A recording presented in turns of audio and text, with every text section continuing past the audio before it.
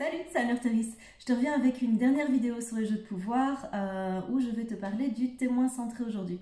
Alors, tu m'as peut-être déjà entendu parler dans les vidéos précédentes de joueurs catégorie pro et de joueurs amateurs. C'est un petit peu comme dans le sport en fait. Pour les jeux de pouvoir, les joueurs amateurs, c'est ceux qui vont s'engager dans les jeux de pouvoir de manière assez inconsciente, qui vont le faire de manière automatique et qui vont se sentir mal après. C'est-à-dire que ton ego, ton mental, ton système de défense, si tu veux, en situation de stress, face à une personne qui va se trouver en face de toi ou plusieurs personnes, va sortir une carte, va sortir un rôle qui va se mettre à jouer pour te protéger. Alors, dans les différents rôles, tu l'as peut-être vu dans les vidéos précédentes, tu as le persécuteur, tu as la victime, tu as le sauveur et l'indifférent. Et donc, ce jeu qui va s'enclencher de manière automatique, ça va a priori pas te plaire. Quand tu es joueur pro, en fait, tu vas prendre un certain plaisir, qui peut être conscient ou pas conscient, à jouer et jouer et jouer encore ce rôle. Pourquoi? Parce que ça te procure un sentiment de pouvoir. C'est pour ça qu'on te parle de jeu de pouvoir. C'est parce que ça va te donner le sentiment d'avoir quelque part l'ascendant sur l'autre et de pouvoir lui prendre de l'énergie d'une certaine façon. Ce phénomène-là est la plupart du temps assez inconscient. Quoique, pour certains joueurs pros, qui ont affiné leur personnage et qui jouent à répétition un personnage bien particulier, qui est leur personnage préféré quelque part, eh bien en fait ça peut devenir conscient. Et là ça commence à devenir assez problématique parce que pour que la personne lâche ce personnage-là, il faut qu'elle trouve un bénéfice à le lâcher. Or, puisqu'elle a plus de bénéfices à jouer au jeu de pouvoir qu'à ne pas y jouer, ça devient compliqué d'être face à ces personnes-là. Tu peux, pour te représenter ça, imaginer que les joueurs, en fait, ce sont des acteurs qui sont sur une pièce de théâtre. Et donc, le joueur pro, ça va être l'acteur qui a décidé, par exemple, de prendre un rôle en particulier et de le jouer.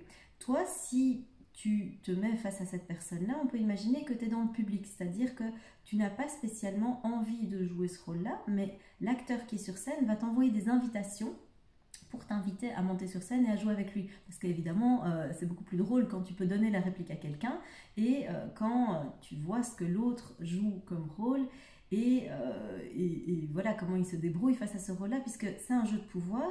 C'est quelque part celui qui va abattre ses cartes en premier, qui va jouer le mieux son rôle, qui va pouvoir avoir le plus d'énergie. Tu vois le truc toxique dans lequel on s'engage quand on joue dans les jeux de pouvoir. Donc c'est vraiment une espèce d'évaluation permanente entre un acteur qui joue un rôle, un autre acteur qui joue un rôle. Alors il faut savoir que quand tu es dans les jeux de pouvoir, c'est un peu comme les chaises musicales. En fait, tu ne peux pas t'asseoir à deux sur la même chaise. Tu ne peux pas être à deux à jouer au même rôle. Donc si tu as un persécuteur et un autre persécuteur en face, parce que les deux aiment beaucoup cette carte-là, mais les deux persécuteurs vont jauger leur capacité à persécuter. Donc ils vont jouer du mieux possible leur rôle et c'est le meilleur qui gagne. Et donc l'autre va être obligé, entre guillemets, de prendre un plan B, de jouer un autre rôle. Donc face à un persécuteur, souvent on se positionne en victime et donc voilà. Ça c'est un peu pour te donner l'image. Alors, comment est-ce qu'on t'invite à jouer sur scène? Eh bien, ça dépend du rôle que la personne va jouer en face. Par exemple, une invitation de persécuteur, alors ça peut se faire en verbal comme ça peut se faire en non-verbal.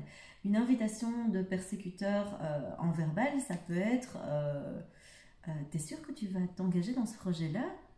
Ah ouais, écoute, moi je sais pas trop, t'es sûr que t'as la formation, t'as les compétences, tu risques de te planter, non? Tu vois, la personne qui est en train de jouer, malgré elle ou pas, ce jeu de rôle de persécuteur est en train de, quelque part, te dire t'es pas capable. Et donc ça peut être une invitation, je te donne un exemple comme ça un peu à 6-4-2, d'une invitation de persécuteur. Une autre invitation de persécuteur non verbal, ça peut être un truc comme ça, tu vois, genre je te méprise. Donc tu te retrouves en contrebas de la relation. Une invitation de victime, ça pourrait être hey, ça va? Et la victime va te répondre bof quoi, pas trop en fait. Tu vois, on est déjà dans un truc où la personne est en train de se laisser couler et tu sens venir à 3 km qu'en fait, elle va se plaindre. Donc ça, c'est une invitation de victime. Une invitation de sauveur, ça va être « Oh, attends, bouge pas, je vais le faire à ta place. » Ou « Laisse-moi t'aider. » Mais t'as rien demandé en fait, t'es juste en train de faire un truc, la personne va te sauter dessus quasi pour te le prendre des mains et t'aider. Ou te donner un conseil. Moi à ta place, écoute, moi à ta place, je ferai ça. Ça, c'est aussi une invitation de sauveur. Une invitation d'indifférent, ça peut être non mais t'exagères, tu surréagis. Arrête de t'énerver. Arrête de t'énerver, ça sert à rien de s'énerver. Donc ça, c'est des invitations qu'on peut te lancer. À chaque fois qu'une personne va te lancer une invitation, c'est comme si elle te tendait la main en disant « Tu viens jouer avec moi ? Allez, on va s'amuser. » Et donc les joueurs pros, en fait, c'est des joueurs qui vont te lancer des invitations et des invitations et des invitations. Et tu sais quelque part intuitivement que quand tu vas rencontrer ces personnes, d'office, elles vont engager le jeu et elles vont essayer de te faire monter sur scène. Elles vont essayer de te faire réagir et de te faire rentrer toi dans un jeu de pouvoir. Donc comment est-ce que tu peux faire pour désactiver ça, pour refuser l'invitation et pour rester dans le public? Eh bien en fait, l'idée, ça va être vraiment celle-là, ça va être d'observer ce qui est en train de se passer. Donc si tu repères que dans ton entourage, il y a une personne qui fonctionne comme ça, tu peux te dire, ok, je vais employer la position du témoin centré. Donc tu vas te réaligner en étant témoin centré et tu vas directement te poser en position d'observateur. Donc tu vas observer la façon dont la personne se positionne et puis après le témoin centré, en fait, c'est l'utilisation de toutes les parts lumineuses des 4 personnages que je t'ai présentés, c'est-à-dire que tu vas avoir la capacité à cadrer de celui qui est dans la permission, donc tu vas poser le cadre, tu vas pouvoir faire des demandes claires, tu vas pouvoir donner ce que j'appelle ton mode d'emploi, c'est-à-dire dire là où tu en es, dire que cette situation te convient ou ne te convient pas, dire ce que tu veux et ce que tu veux pas en résumé. Ça peut être dire ta vulnérabilité, dire à quel point la situation te met dans l'inconfort, à quel point la situation te fait souffrir et faire une demande claire derrière, donc ne pas quémander mais faire une demande claire derrière. Ça peut être d'offrir ton soutien à la personne, mais un soutien clair en clarifiant les attentes avec elle et donc ne pas te laisser prendre dans le jeu du sauveur mais plutôt être vraiment dans le soutien. Et ça peut être prendre un recul émotionnel tout en étant vraiment en connexion avec tes émotions pour pouvoir prendre du recul sur la situation et ne pas te laisser emporter par des émotions. Et donc, tu vois que quand tu fais ça, tu es vraiment dans l'instant présent, tu n'es pas en train de planifier des coups à l'avance ou penser au passé et à ce qui s'est passé dans le passé. Tu es vraiment ici et maintenant, donc tu reviens là. Et si ça ne va pas, tu as tout en main pour pouvoir mettre fin à la situation et pouvoir quitter la situation. Donc ça, c'est le témoin centré. Le but n'est pas d'être témoin centré en permanence. Ça va te demander une énorme énergie, d'avoir un centrage permanent et c'est pas humain. Donc en fait, c'est pas du tout le but. Si à un moment tu t'aperçois que tu pars dans un jeu de pouvoir, l'idée c'est vraiment de prendre conscience de ce qui est en train de se passer et si tu rentres dedans, d'en sortir le plus vite possible. Donc ça va vraiment être tout l'enjeu quelque part dans le cas où tu es face à un jeu de pouvoir. Pour te donner un exemple, moi il y a quelques jours, j'étais dans un jeu de pouvoir. Je me suis pas rendu compte que je rentrais dedans, mais ça s'est passé. Et donc, ce qui est assez génial, c'est que là, j'ai fait la série de vidéos sur les jeux de pouvoir, et en fait, la vie m'a mis sur le chemin exactement l'expérience qu'il fallait pour que je puisse te faire cette vidéo aujourd'hui. Et donc, voilà, si tu sais pas, si tu n'as pas vu d'autres vidéos de moi je canalise, et donc en fait, je suis tout le temps en train de papoter avec l'univers, avec mes guides, etc. Et mon job dans cette incarnation, c'est quelque part de faire des expériences, d'expérimenter les choses, de trouver les outils pour m'en sortir dans cette expérience et de transmettre ça, de partager ça. Donc ça, c'est vraiment ma mission d'âme, si tu veux.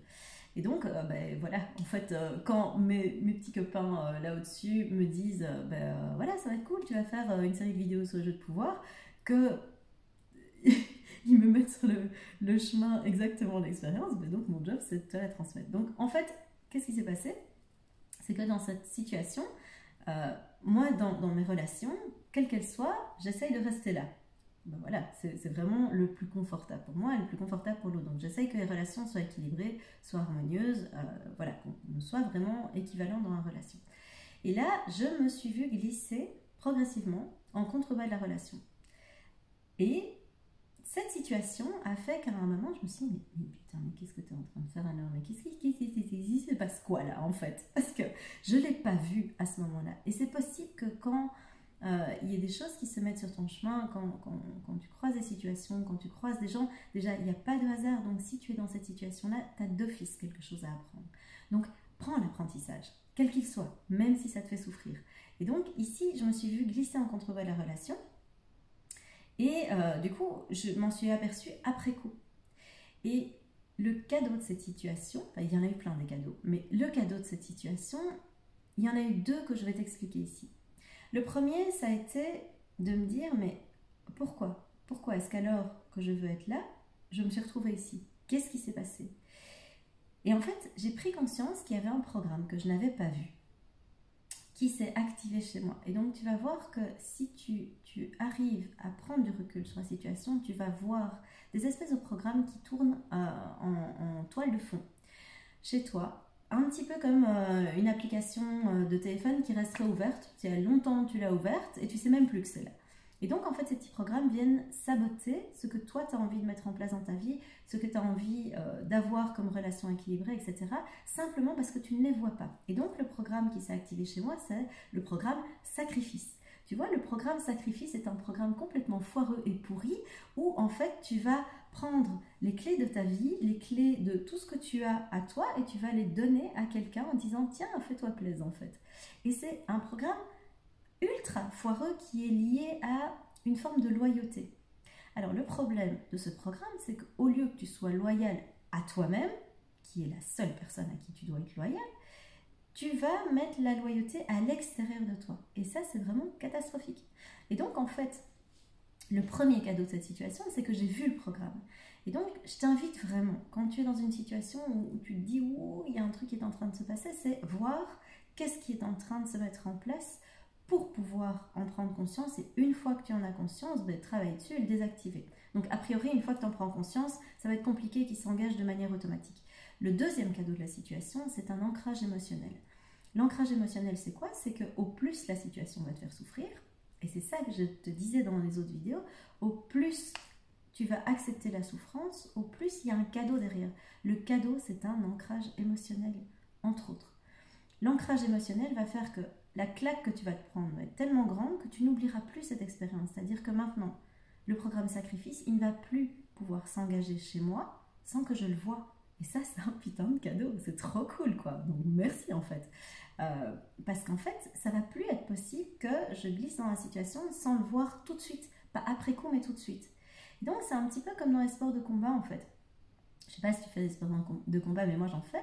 Et je me suis aperçue que les moments où j'intégrais le plus les choses, c'est pas quand j'étais en train de m'entraîner, c'est quand je me prenais un coup en fait. Quand tu te prends un coup alors que tu t'y attends pas, en fait ça crée un ancrage. Donc moi, comment dire, les mouvements de défense que j'ai dû mettre en place quand tu dois te protéger, si tu ne le fais pas correctement, tu te prends un coup. Et le coup, ça va faire que tu n'as plus envie de revivre ça. Et donc, la prochaine fois, tu vas vraiment faire attention. Donc, si à un moment, tu t'aperçois, j'en discutais avec une amie qui me disait en fait, mais c'est dingue, pourquoi est-ce qu'on est obligé de souffrir dans la vie? C'est vraiment nul, elle est dans un parcours de flamme et elle ramasse correctement. Et elle me dit, mais j'en ai marre moi de souffrir, j'en ai marre.